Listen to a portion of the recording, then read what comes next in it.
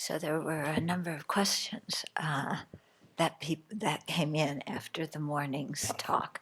So I'll begin with those, then take a couple of minutes and generate your own motivation, contemplating the kindness of others, the dukkha, or unsatisfactory conditions that all of us have in samsara, and then generate compassion and the bodhicitta aspiration to become a Buddha, to do something to remedy this.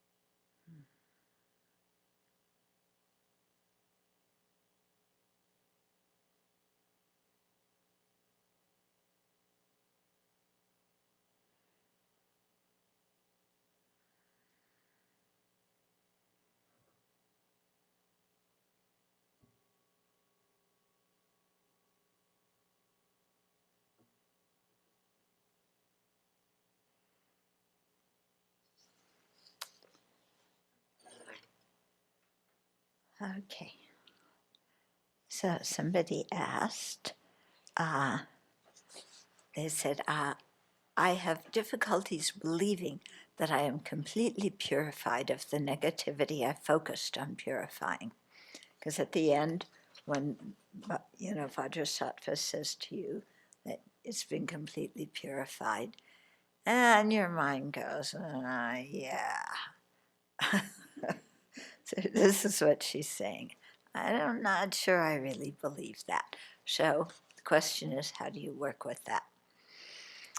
Okay, well, first of all, it probably hasn't been completely purified because it takes time to do that and to really feel the four opponent powers very deeply and for them to make a strong impact on the mind. And also the negative karmas are not completely, inhibited from ripening until we become an Arya. So that's going to be a while, well, for most of us. So it may not have been completely purified, but it is important to believe and to say to yourself, it has been. Now somebody's going to say, but then I'm lying to myself. Not exactly. What you're trying to do is encourage yourself, because usually we lie to ourselves by saying, I did this horrible thing, there's nothing that I can do to make amends for it. And so we sit and feel guilty about it and think that the more horrible we feel and the more we beat ourselves up, the more we are purifying. And no, it doesn't work like that. Putting ourselves down, hating ourselves does not make us purify. So this is not, again, very different from religions where there is a God. And where you're supposed to please God, and if you don't please God, you're a sinner, so you should feel bad about yourself. In Buddhism, it's not like that. Don't put that on the Dharma. Rather, it's the bliss that purifies the karma. Yeah, because you think of the bliss as being wisdom and compassion. Yeah, and so as that blissful light and nectar enters you, you feel like you're being filled with wisdom and compassion. Your mind becomes tranquil. Your mind opens up. Yeah, instead of being so tight because you're hating yourself for whatever you did. Yeah, so you save all that energy from hating yourself because your mind is open and receptive now. Yeah, so thinking that it's purified gives you that space to transform your mind. Yeah, and then again, you purify.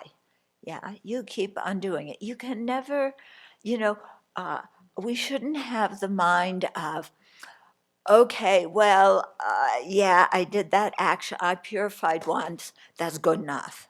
It's like, well, I went to that person who I beat up and I apologized, and that's good enough. I don't have to do anything more.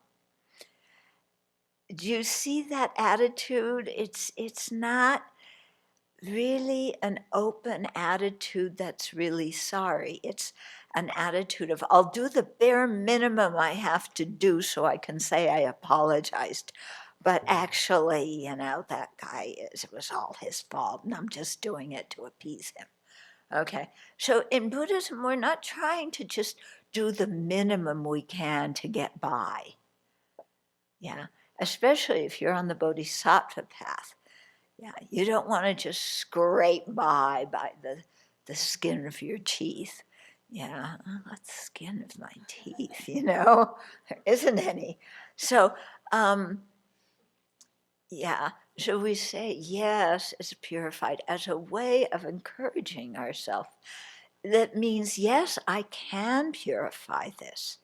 And I am going to let go of beating myself up about this.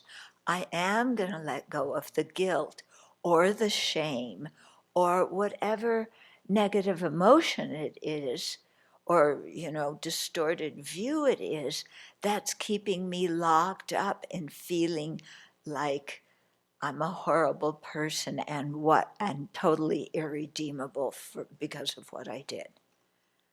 Are you getting what I'm saying? Yeah. And how important it is to release that mind that beats up on ourselves. Yeah. Because that mind is a super big hindrance. And it's also quite a distorted attitude. And it's also a very self-centered attitude. Because when we're sitting there, I'm so terrible, I'm so awful, or, I was abused, that makes me a horrible person, I'm so full of shame, there's nothing I can do, what I did to that person can never be undone, I'm horrible, I don't know what to do, this is so terrible, and you go round and around in circles like that. Yeah? Is that a virtuous mind? Yeah? Is that a mind acting out of kindness and wisdom? No. It's an extremely self-centered mind that is saying, I am the worst. I am worse than everybody else. That's how important I am. Yeah, I'm so bad, I can make everything go wrong, and nothing can ever be rehabilitated after I touch it, because that's how bad I am.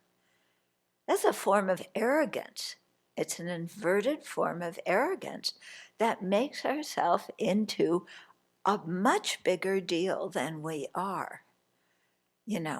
Sorry to disappoint you, but you really aren't the worst person alive. Yeah. And everybody has the Buddha potential. So there is no such thing as the worst person alive. Yeah. So we gotta, counteract that, that self-hatred and putting ourselves down. Yeah, that is not a virtuous mind that benefits us or benefits anybody else.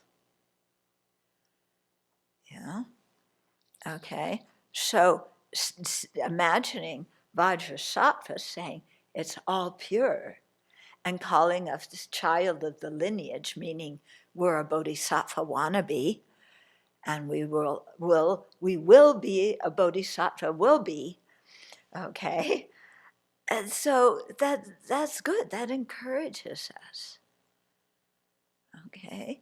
So Buddhism does, you know, you have some teachings that tell us the negative result of our actions, but an equal amount of teachings, if not more teachings, telling us the beneficial side of the actions we can take.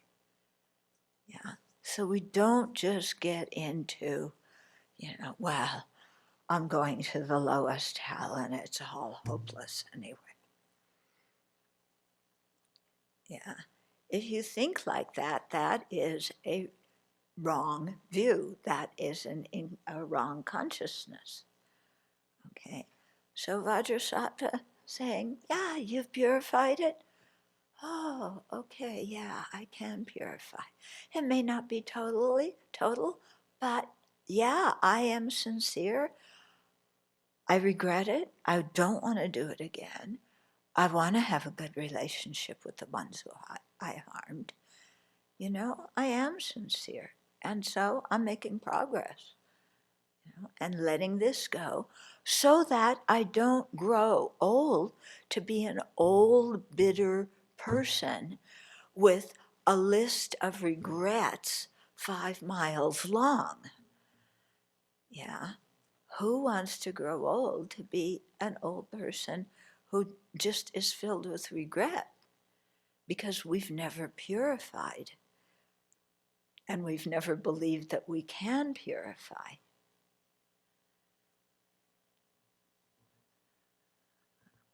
Okay? Yeah? Think about, somebody who is just full of regret. Yeah? It's sad. It's really sad. Whatever you try and say to them, they can't hear anything positive. Yeah? And they just feel like everything is hopeless and helpless, and their life is worth nothing. And that's all a wrong way of thinking. How can you say your life is worth nothing? Yeah? Okay, people get depressed, and sometimes they say, oh, my life is worth nothing. Is that true? Is that true that your life is worth nothing? Yeah, that's rubbish. What about all the people who care about you? What about your talents and your knowledge? What about your kind heart that's in there? If you let it come out, you can do so much. You can contribute to society. How can we say my life is not worth anything? That I'm just horrible and my life is hopeless? Yeah, that's not the correct way of thinking. Yeah. So, I think we need to often challenge our way of thinking and stop lying to ourselves by telling ourselves all this rubbish, And when you get down on yourself, stop. And it's like, is this true? Yeah. What do we say to ourselves? I can't do anything right. Really? You can't do anything right?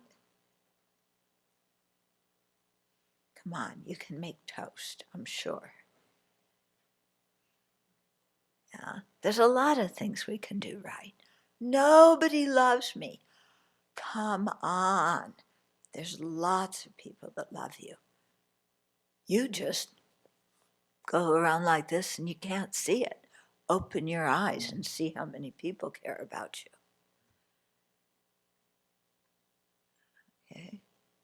So Vajrasattva is trying to help us have a more realistic and positive view of ourselves so that we can share our talents and abilities and knowledge with the world and contribute to the benefit of all. I mean, have you ever heard of a bodhisattva who goes around, I'm worthless.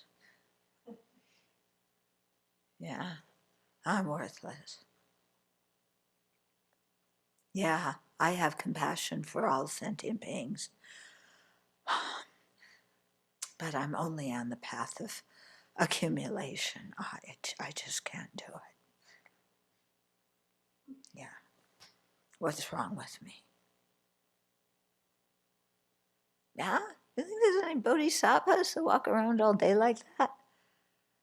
You think there's a Buddha who's depressed because they think their life is worthless? I've been trying so long to get these sentient beings out of samsara, and I'm a failure. Yeah, they're still in samsara. Mea culpa, I'm a failure as a Buddha. Huh? You think the Buddha sits around, there's some Buddha sitting in some pure land somewhere saying that to themselves? Okay. So if those ideas were true, the Buddhas would have them. But there's no Buddha who thinks like that. Okay. So we got to check up what we believe. Okay. So this person has some comments before they come to the questions, but I want to comment on the comments. Yeah, so that you can comment on the comment to the comments. Okay. I am still working on learning to recite the long mantra from memory. Yep, it takes time. Yeah. And it's nice when we all chant it together, isn't it? Yeah, you can learn it quickly, and there's a real, do you feel the force of the mantra when we chant it out loud together? I mean, it's powerful.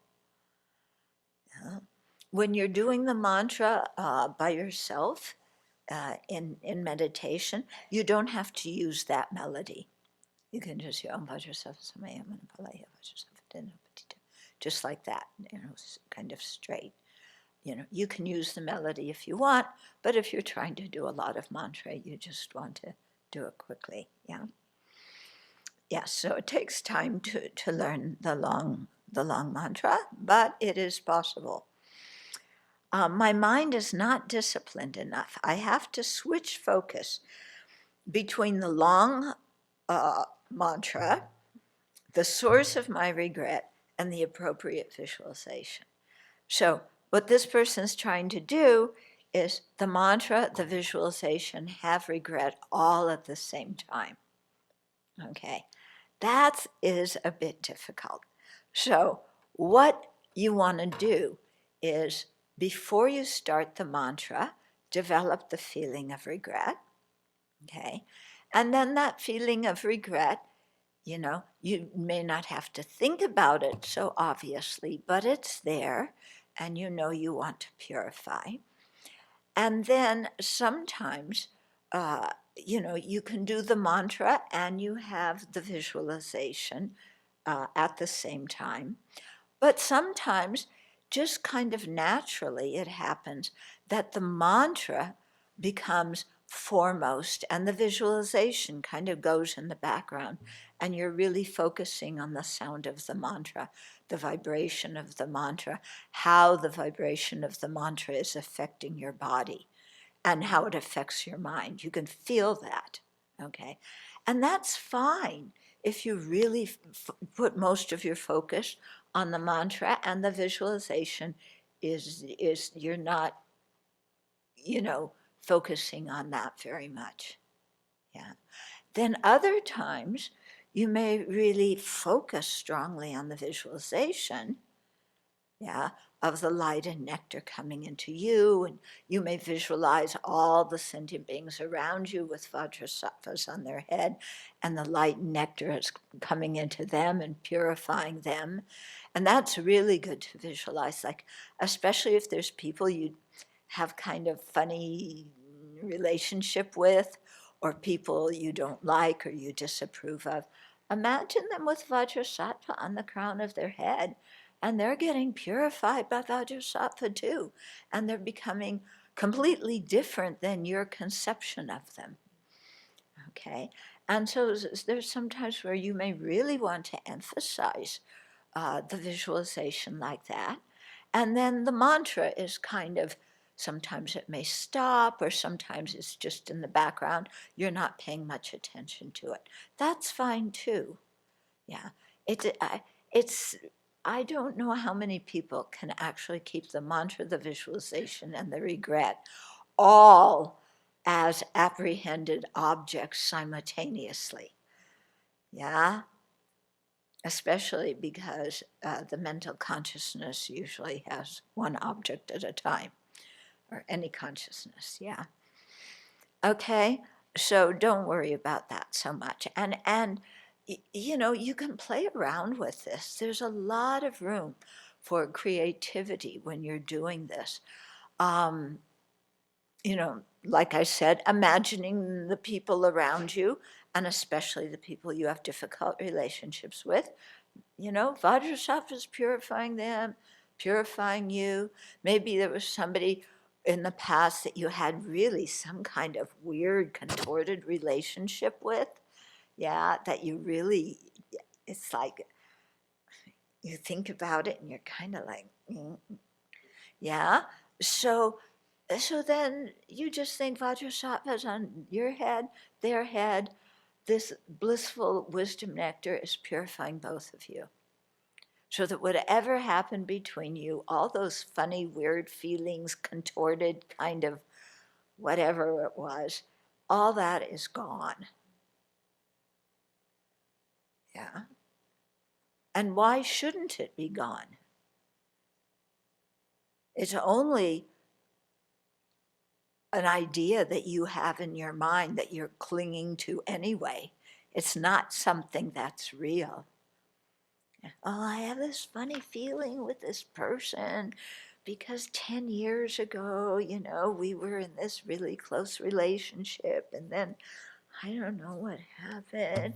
It all got screwed up and they betrayed my trust, but I betrayed their trust. I don't know the whole thing. I just feel completely blah. Yeah, do you have things like that where you just feel blah about it? Don't ask me how to spell blah, but you feel that way, okay? Now, what is that? Is it form? Is it a material object? Does it exist outside? Is it inside the other person? Yeah. Is it a consciousness? Is that a perceiving consciousness? It's an object of a consciousness. What kind of object is it? It's a conceptual appearance. It's a conception in your mind. Your mind is from whatever happened in the past, your mind is coming up with this image of what the relationship was, is, or whatever. And none of that is happening now. It's all just your memory with a lot of cinnamon and chili in it, you know? Yeah, because how many of our memories are exactly accurate? And have you ever asked the other person, yeah, do you feel blah when you think about how we related to each other before? Yeah. Are you sure that they feel exactly, that that's a real feeling? Where is that real feeling between you? I'm sure they feel blah. Where is that feeling? Yeah. Is it in the space between you and the other person? Some kind of blackness floating around in the air? No, it's in your mind. Yeah. It's something that our mind has created. It is not an objective reality. Sorry to disappoint you about that. Yeah. It's like, when we asked Lama Yeshe, Lama, what do you think about taking drugs and meditating? And he said, you're already hallucinating, dear. So this is one of our hallucinations, when we look back at things in the past and create some kind of whatever. And then the more we solidify it, we think about it again and again and again. And we look at it from this angle and that angle and the other angle. And we interpret this and interpret that. And did they say this? Yes, I'm sure. And what did that mean? Did it mean this? Did it mean that? Am I sure they said it in the first place? Yes, they must have. But what did it really mean? And you go on and on about this, right? Or am I the only person who did that? Am I the only person? No? Okay. Yeah. So, it's just, yeah. It's our creative writing making up a drama starring the center of the universe.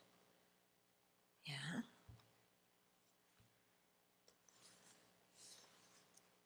Our one chance to be, I don't know, Rock Hudson or Marilyn Monroe, or we're the star of the drama. Yeah. And we watch it again and again and again in our own mind. But if we could take the drama out of our mind and put it in somebody else's mind and ask them to watch it again and again and again, what do you think? How do you think they'd react?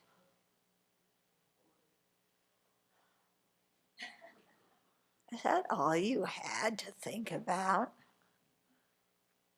Yeah. A few times in retreat, what we've done is have everybody write down, one of their things that they're going on and on and on and on and on and on about. And you write it all down, the whole thing that happened with you and Peter Pan, whoever it was. Okay. You write it down. Everybody put it in a hat. Okay. And you had to draw out somebody else's problem. And every time you started thinking about your own problem, you had to instantly change it and think about the other person's problem. And look at it from this aspect and from that aspect and from here and there and what could have happened and this and that. And you could not think of your own problem. You had to ruminate on their problem. Okay. That had a lot of very quick results. We asked people afterwards, one day of doing this, how was it ruminating about somebody else's problem? People said, boring. Yeah, it's so boring. And so, somebody else is going to ruminate about my problem, my low self-esteem, how I'm worthless. Yeah, and they're going to come out saying, boring. Because the only thing about our drama of how horrible we are, or the other drama, what did you say? It's a double feature. The one that is our problem. So the main feature is how horrible I am and hopeless. And The second one is my current problem.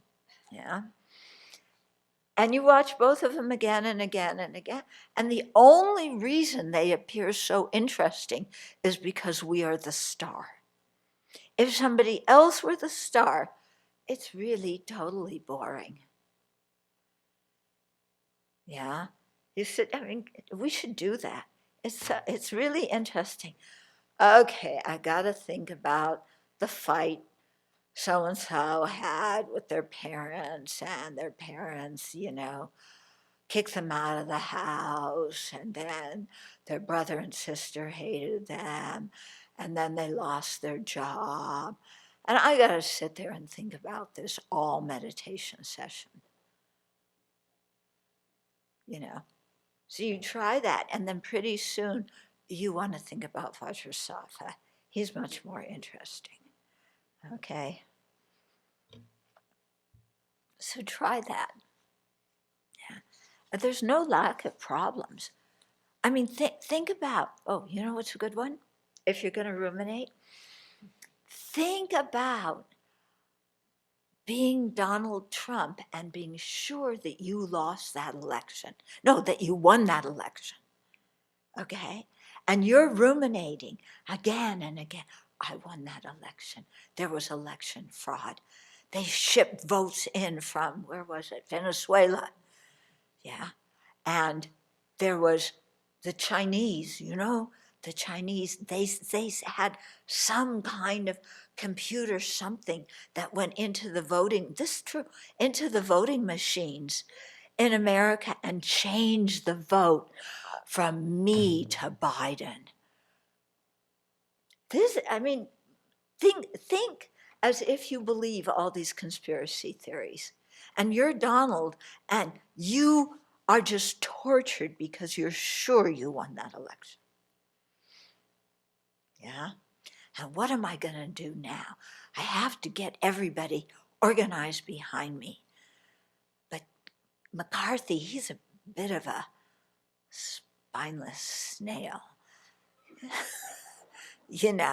And Mitch, he used to be my friend, but not anymore. Marjorie, yeah, she's pretty good. Jim Jordan, yeah, very good. Yeah, Nunes, yeah, he's good. That's why he's working for one of my companies now.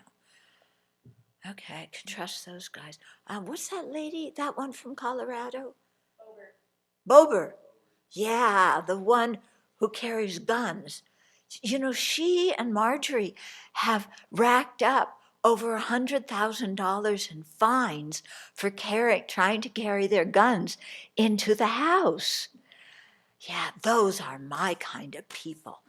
I want them behind me, And Matt Gaetz, oh my goodness. He's really top notch. Yeah. And Jeffrey Epstein, really a pity he killed himself. He was a good guy. We had a lot of fun together, Jeffrey and I, with those girls. Oh, I'm getting distracted. I got to get back to how to convince everybody that I'm really still the president. Yeah, so spend a whole, meditation on that instead of on your problem and low self-esteem. Worry about being Donald. Oh my God, the first election, I didn't win the popular vote.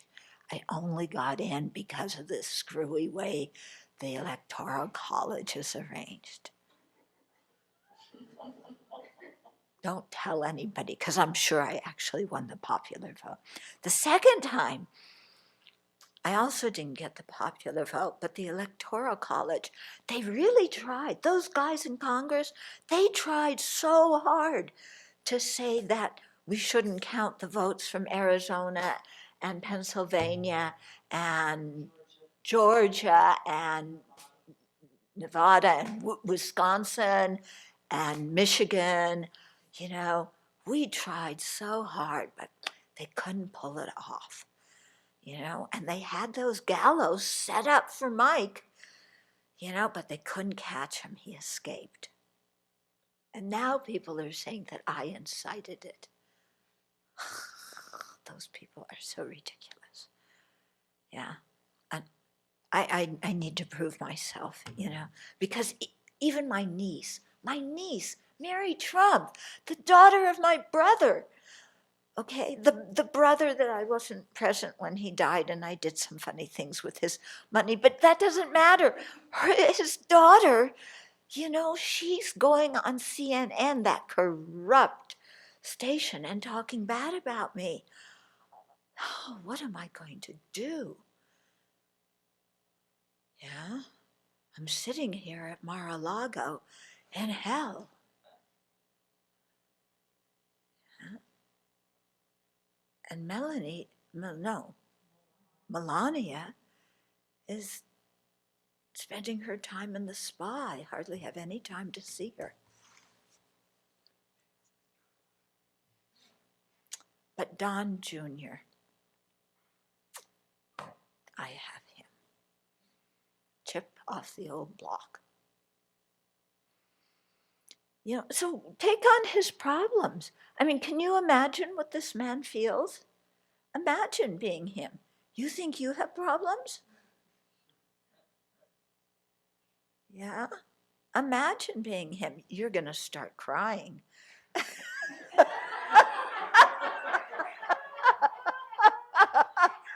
I could tell by the expression on her face. She was getting like...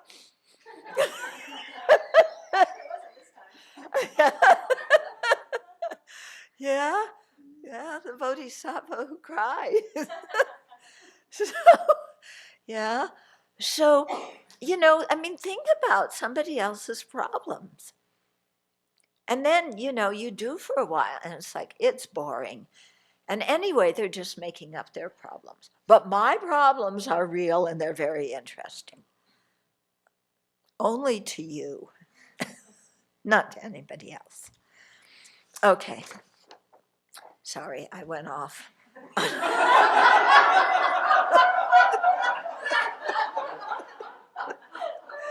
Yeah.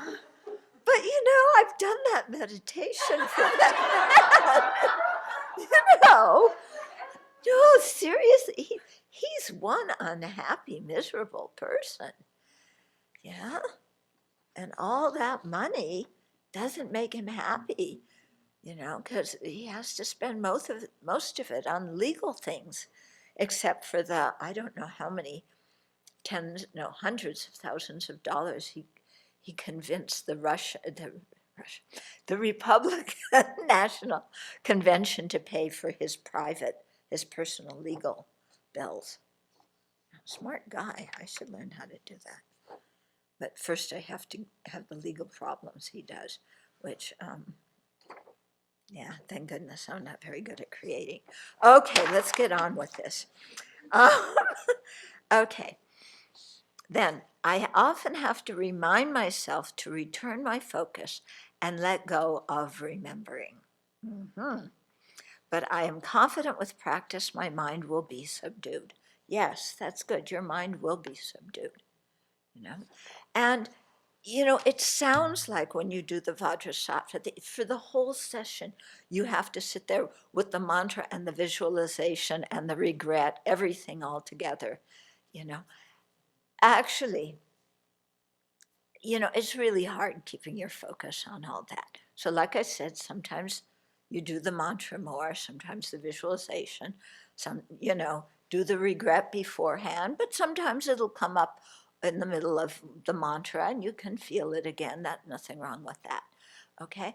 But also, if you stop being interested by the visualization, then do the Lamrim meditation, because you can keep the mantra going and also meditate on the Lamrim at the same time. Okay? Just like when we recite our daily prayers here or at lunchtime, your mouth knows all of it and your mind is thinking about something else most of the time. Yeah? So we should try and actually focus on the words we're saying. But if, the session's long and you need something, more, then do a Lamrim meditation. Yeah, and you can think that now Vajrasattva is eliminating all the obstacles for you to really deeply apprehend the meaning of that Lamrim meditation. Yeah, and it's you can do that, and it's very good. It's very good, and it keeps you awake. It keeps you interested. Yeah, and you do understand the Lamrim better afterwards. So, during Vajrasattva practice, as well as Tonglen, I sometimes get a tightness in my chest and throat that could best be described as a broken heart feeling. I am slowly improving my ability to accept this reaction with equanimity and not running from it or pushing it away. This could come about because you're focusing too intensely on your heart chakra. Okay, when you do Tonglen, if you imagine that you're taking on the suffering of others and it's hitting at this rock of your own self-centeredness and self-grasping, if you're doing that too much at your heart, you're going to get that tightness here. If you're doing the Vajrasattva mantra, and again, you're focusing too much, your heart chakra in the center of your chest here, then you're going to get that. You could very easily get that tightness. So don't focus too much there. Yeah. If you start getting tightness here, better not to do so much focus here that you get the tightness. So just do a little bit periodically. But if you start getting it, move that down to your navel chakra, okay? Because your navel chakra can take much more of that focus than your heart chakra is much more delicate, okay?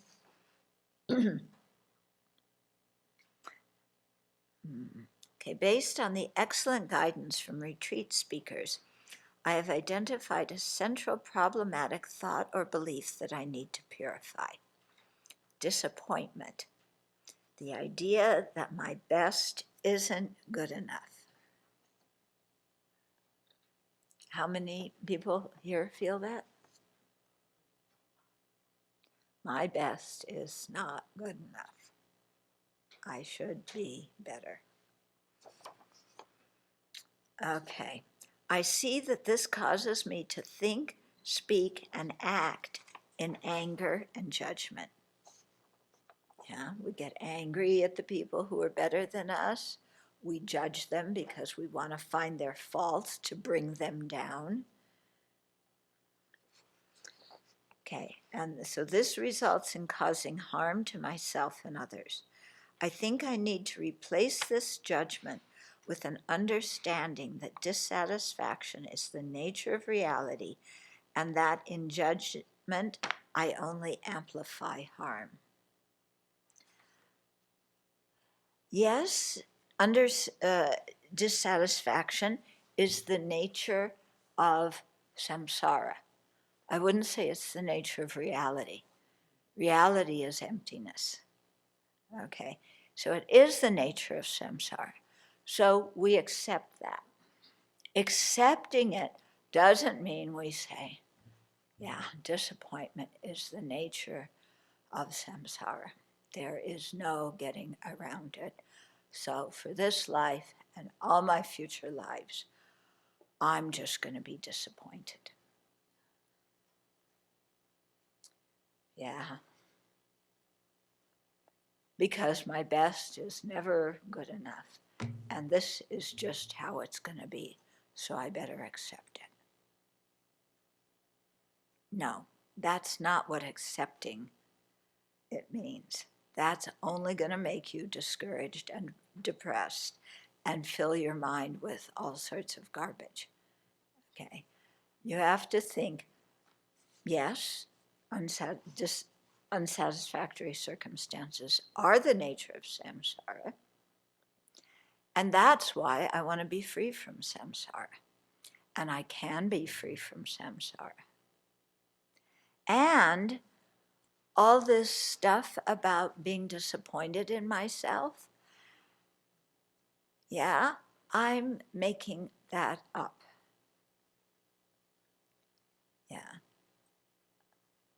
My best isn't good enough. By whose standards? Who is judging you as not good enough? Yeah, do people walk by you on the street and say, you know, your best isn't good enough?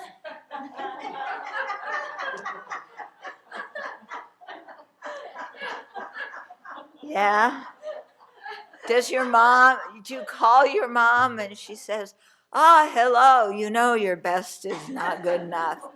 Talk to your dad, and your dad goes, yeah, your best isn't good enough, you know. And the cat says, meow, your best isn't good enough. Who is telling you this? Yeah, who is telling you this? Well, when I was in third grade, you know, my teacher said my handwriting wasn't very good. Well, she was right. And it's still not very good. Does that make me a bad person? Does that make me unable to offer anything of benefit to society? Doctors are known for having lousy handwriting.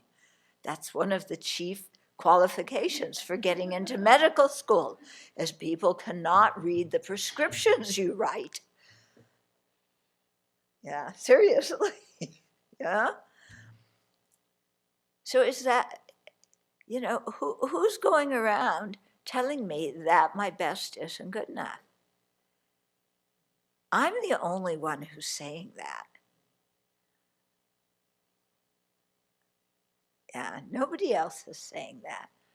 I'm the only one who's saying that. Yeah. What kind of standard am I judging myself by? What in the world do I expect of myself? Yeah. Okay, so you stand here, you talk to that judging mind, that mind that's judging yourself. And you say, well, yeah, what do you expect of me? And that mind says, you should have been a Buddha a long time ago.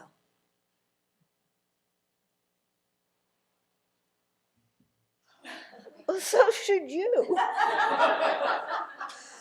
Why am I not a Buddha a long time ago? Because I've been listening to you and you're rubbish.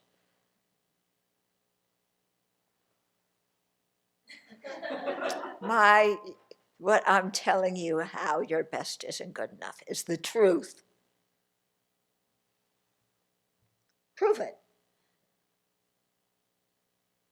Prove it. Give me 5 examples of how I am worse than every other sentient being in this universe.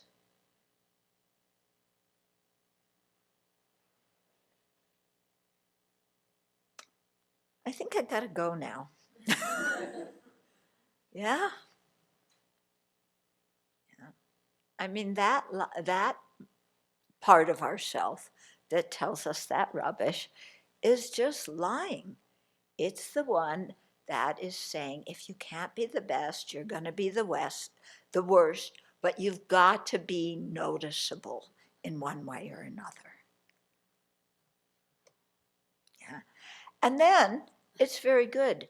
Ask yourself, what would it be like to be best? Okay, so it's like in chapter 6 with Shantideva. You know, you have this conversation. Yeah. Well, what would it be like to be best? Well, people would praise me. I would be famous. I would be recognized. I would be honored. I would be respected. Okay, open chapter 6, and Shantideva will tell you why none of that is going to bring you happiness, and how chasing, you know, for this life, wanting to be famous and praised and honorable and appreciated, how that does not do anything beneficial for you.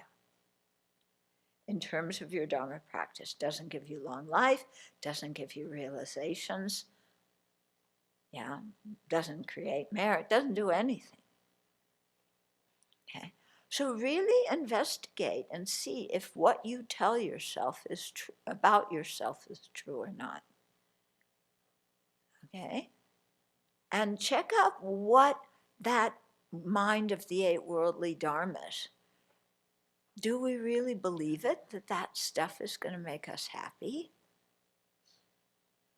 Yeah, I need everybody to like me. One of my good friends just turned against me.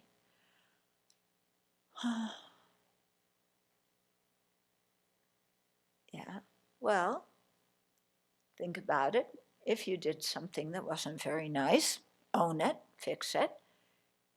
If you can't understand why in the world that person turned against you,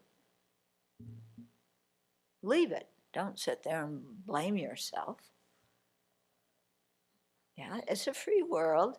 People can have their own opinions. I know this is transgressing my first law of the universe, which is that everybody has to like me.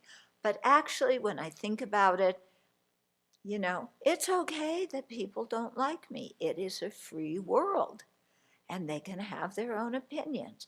And if they don't like me, it doesn't mean I'm a bad person. That's their business. I'm responsible for my motivations, not for what other people think of me. Yeah, and so, you know, don't listen to that rubbishy mind. Okay, make some sense? If you don't believe me, ask Shantideva. Okay, I'm plagiarizing him. Okay, yeah. The whole book, Working with Anger, is plagiarized from Shantideva. So if you don't believe me, you know, he'll tell you. And he's really, yeah, you don't want to mess with Shantideva. How do I know when purification of a particular struggle is complete? But at the same time, I know the practice will be necessary for the rest of my natural life. Okay, do I know that the purification is complete when I have the confidence to say I can promise never to do it again? When I can feel heartbreak and compassion in equal measure? In other words, when my meditation becomes less centered on my own regret, but expands with hope that all beings are free from this harmful thought. Or when my mind is disciplined enough to complete X number of mantras with good form and sincere intention. Actually, in the scriptures, they give a few signs that may appear in your dreams that show that something's been purified. So you fly in the sky, you touch the moon, you are sitting in the presence of the Buddha and the lineage lamas.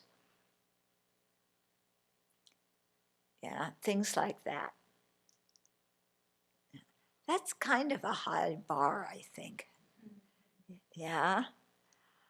So I think for me, you know, because the first time I did Vajrasattva, I was really wondering what does purification mean? How do I know I've purified? I've been distracted most of this retreat. How do I know I've purified anything from it? Well, when I went back, I did the Vajrasattva over the summer months, the monsoon months in India. And then I went back to Nepal, to my teacher's monastery. And when I sat and listened to him teach, I was going, oh, gee, is that what he said last year? And I realized he was saying the same words. You know, I've heard the teaching many times, but from my side, I was hearing it with very different ears, and it meant something very different to me. Yeah, and for me, that was a sign that change had occurred. I wasn't, you know, aiming to fly over the moon or anything in my dreams. But, you know, oh, I understand something. It means something more to me now than it did before. Mm-hmm. Okay. And then I was encouraged to hear that making an image of the Buddha is an accepted and beneficial practice. Because I don't have any tankas or statues, I have been working on a drawing. Apart from using quality references so that I don't leave off any relevant symbolic elements, does anybody at the Abbey have guidance on how to approach the process? Are there rules about colors or material, the frame of mind while creating the image? Okay. So, yes, there is an art to Thangka painting that has very specific guidelines. And all the Thangkas there's a grid, yeah, that's drawn where all the proportions of the Buddha's face, the body, everything, it's made on a grid, and then you draw according to that grid so that the face is not too big or too small, and the body proportions with the face aren't too this way or too that way. Yeah. So it's important to get one of those grids. I've seen some books, Tibetan Thangka painting books, with those grids in them. I can't give you the title of the books, but I'm sure if you go online and look up Thangka painting or Tibetan painting or something, you can find one of those. And then draw the grid, and then with that as the guide, draw the rest of the Thangka, okay? And then paint the deity the appropriate color. So Vajrasattva is going to be white. You know, don't paint him purple. Yeah, and don't paint Medicine Buddha yellow with pink polka dots. You know, there's specific colors, and you know, the hair is blue and so on. Yeah, so you can learn that from the books and from looking at the Thangkas. Okay, so I answered the questions. Any questions about the questions before we go on? What about doing the Vajrasattva practice without empowerment? That's okay. You don't usually get an empowerment for Vajrasattva. Sometimes you would get a jainang, one of these permissory rites, and sometimes with certain empowerments, like in highest class tantra, within that practice, like if you're doing yamantaka or haruka or something, or guya samaja, you do the Vajrasattva practice, but there's no special empowerment for it. It just comes together with the empowerment of the main deity. So as long as you keep it as a front visualization, either in front of you or on top of your head, it's okay to do the practice without having the permissory rite.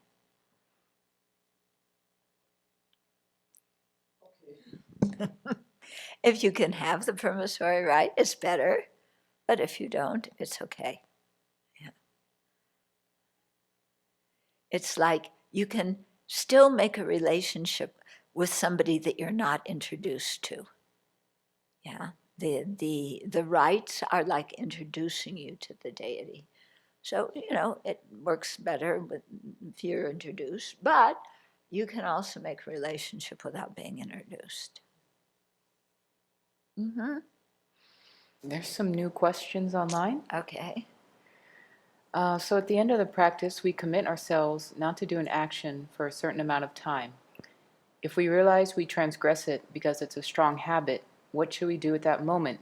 Mm. Purify it right away, or do it while doing the assessment at the end of the day? As soon as we notice ourselves committing any kind of negativity, best is to purify it ASAP, at least by saying to ourselves, oh, I regret doing that. You may be at work and it's not like, okay, I'm not going to answer my emails, because I'm doing Vajrasattva at my desk. Don't buzz me. Oh, Vajrasattva, what am I supposed to be doing at work? Samaya, no. Okay, so, regret it as soon as you can, and then at the end of the day, you can do the actual 4 opponent powers, going through them. Okay, and what was the beginning of that question? How did it start? We commit ourselves not to commit an action. Okay, now I remember. So instead of committing ourselves to, I will never do it again, if you know that it's a very strong habit with yourself, then don't say, I will never do it again, okay? Say, for the next 3 days, I won't do it. Or for the next 3 hours, I won't do it. Whatever it is that you can keep, make it a reasonable time, okay? And then that encourages you, because, for example, if just talking about others behind their back is that's how you form friendships. I mean, a lot of people form friendships by gossiping about other people. So if you have a strong habit with that, then tell yourself, okay, for the next 3 days, I'm not going to talk about people who are not here and gossip about them. And then you really focus for those 3 days and don't do it. Yeah. Whereas if you say, I will never do it, then somehow it's too much and we don't even focus on not doing it for 3 days. Whereas if you really focus, okay, I'm going to be very careful today. I know I'm going to be with so-and-so and so-and-so, and I always love to talk about people. Whenever that happens, I'm going to change the topic, and we're going to talk about some other stuff today. Okay, and you prepare yourself for that, and you do that. Yeah, and then that encourages you. Oh, for 3 days, look, I didn't fall back into my old habit of gossiping. So that's good, pat yourself on the back. I was wondering if you could go through the 4 opponent powers with an example of using the Vajrasattva practice with somebody that we have difficulties with, or that we're feeling the blech Okay. So there must have been something that happened between you and person blah. Okay. There must have been something. So then you think, okay, what was it? And the mind initially goes, well, they did this and they did that. Okay, yeah, I heard that story before. What did I do? What was my involvement in it? Well, it wasn't much because they... Really? I had some involvement. Maybe, they just completely said that to me because they were upset and their mind fabricated something, and it started out from the fabrication in their mind. But what did I do in response? Did I just say to myself, oh, that's a fabrication in their mind, I'm not going to take it personally, I'm going to give them time to chill out and then go back and talk to them and work this thing out? No, I didn't do that. I said, why are you blaming me for that? Why are you doing this?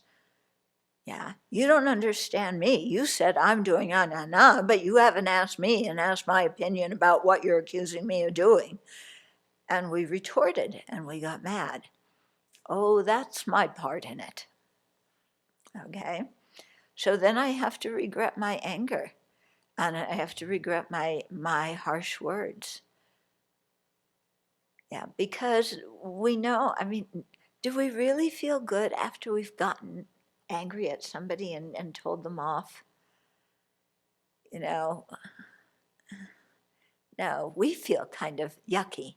Not blech, but yuck, okay? So yeah, there's different varieties of emotions. Don't confuse blech with yuck.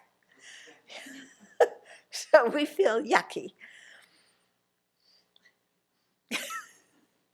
So then, okay, that's my part of it. I have to confess my harsh words, my negative thoughts towards that person, my inability to do basic NVC, nonviolent communication, and try and listen to that person and help to understand what they're feeling and help them to understand what they're thinking and feeling. I didn't do that, so I have regret for that. And I really do want to be friends with that person. Yeah, I really do. Or maybe not super close friends, but I don't want to have a nuclear, a radioactive relationship with them where every time we're in the same room, it's like this. Yeah. And I'm going to see them in my future lives, so it would be nice to be able to have a good relationship then. Okay, so you do the regret, and then restoring the relationship. That's what I call reliance. So before I had this negative feeling towards this person, I got angry. I blamed them for exaggerating and wrongly accusing me and so on. I need to change my motivation towards them, my feeling towards them. Yeah, because it's not, as long as I keep despising them and being angry, I can't purify my harsh words because I still have the intention to do them again, and I'm still rejoicing that I did say that again. Okay, so then you really sit and you go to chapter 6 of Bodhicharya Avatar, and you look at all the things about anger, and you try and apply them, in your own mind, and you begin to see how, oh, my anger is based on distortion.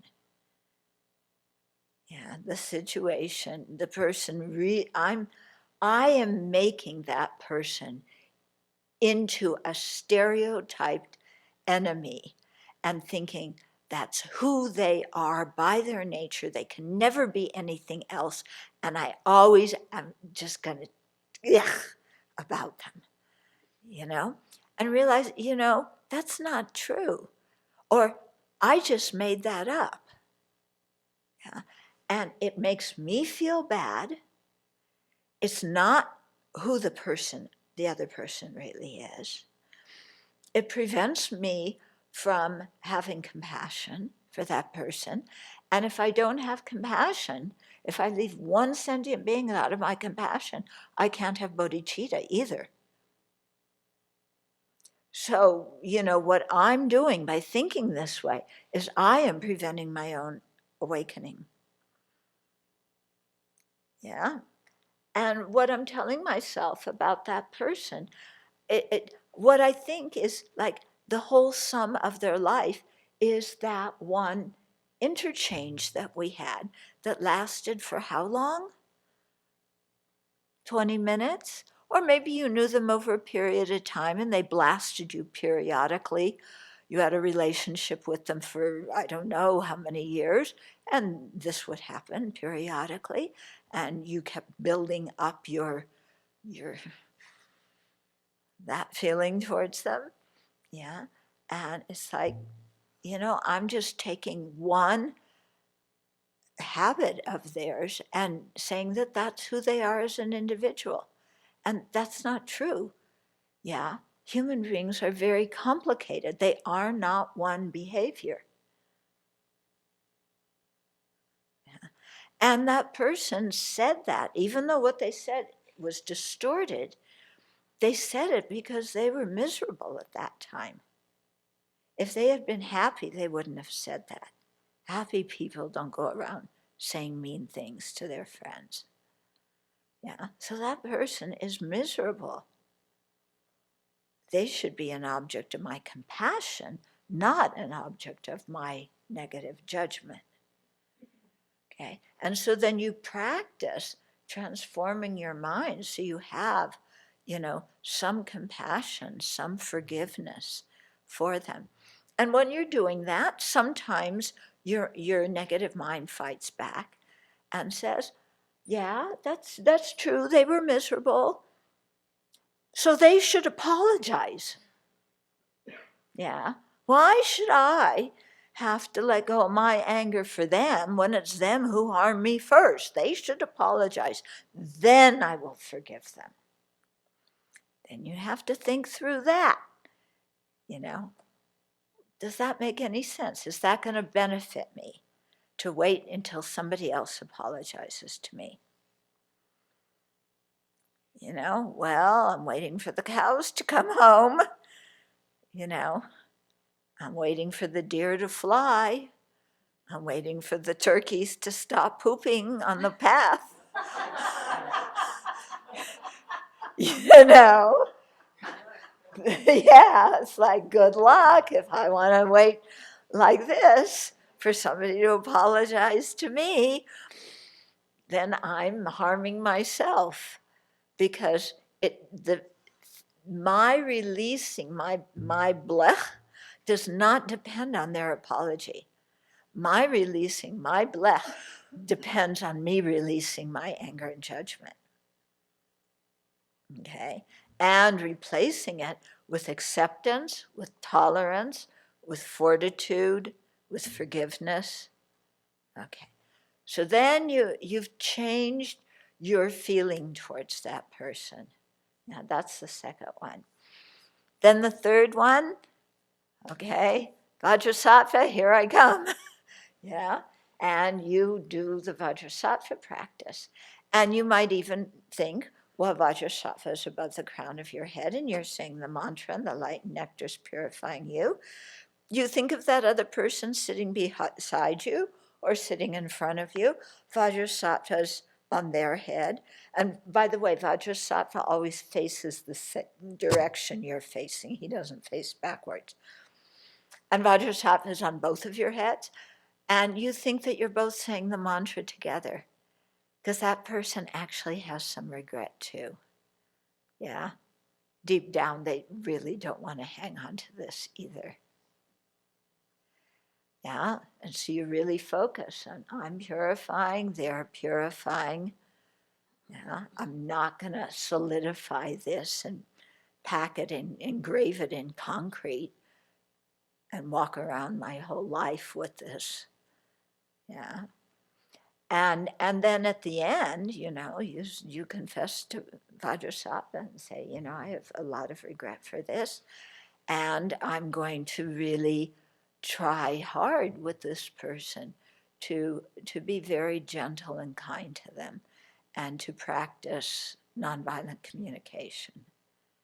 And then Vajrasattva says, good going. You've worked hard and you've purified and you've changed your mind.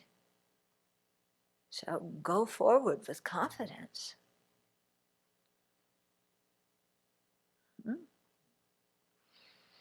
And then, regarding the one of changing the relationship, the important thing is that we change our feeling towards the other person. But sometimes, if the person's still alive, if there's a way to contact them, we can also consider dropping them a note and saying, what happened then? I've been thinking about it and I really regret what I've done. Don't say, but you started it because you did this. No, I just really regret how angry I got and I'm sorry. And the relationship I want to have a friendly relationship with you. And then you send it off. If they reply, good. If they don't reply, that's also okay. Because it's not dependent on their forgiveness. It's dependent on your changing your mind. Mm-hmm. How does one make a determination not to experience one of these bleh relationships for a specific period of time? But your determination isn't to not experience the blech. Your determination is to not conceive of the other person in the way that you have been, because the way that you are conceiving of them is making you feel blech. Okay? So you have to change your mind. Yeah. Is it not better to just make the visualization more complicated if you get bored? What? You have two Vajrasattvas on your head, one's above this ear, and one's, if you get bored, do what you need to do. Some people feel it's better to, simplify it. Some people, I don't know. Yeah. Is it okay to move from one regret to another in one meditation session? Sure. Yeah. And you don't have to stick with one regret for the whole meditation session. In fact, when you spend time at the beginning, you may come up with a lot of regrets. That's fine. Yeah. And also, one thing that's very good to notice is you may see, oh, I regret this behavior with this person. Oh, but I did that over here with that person too. And I did the same behavior over here. And oh, this is a habit of mine of such and such a situation happens, and I completely go into panic, fear, and I got to get away from this person. And that's a habit I've done with many people. And it's very good when we can see habits, yeah, because the habits are the ones that really become very problematic, because we do them again and again. We're planting that seed again and again in our mind. And one way the seed ripens is to form the habit to do it again. And I really don't want to do this in my future lives. It's bad enough that I have this habit in this life. I really don't want to take that with me. Okay. And then one more. Mm-hmm. Why in the iconography is Vajrasattva's head tilted towards the left side? I have no idea. Also, in some pictures, Vajrasattva is with his hands like this, and in other pictures, it's like that. I guess he felt like moving his hands. I have no idea why different positions. Anything else? Okay, then we'll close. I feel like the questions are all very appropriate questions for people doing the Vajrasattva practice. And your questions are about material that it isn't often explicitly explained when you get a traditional explanation. So it's good that you're asking them.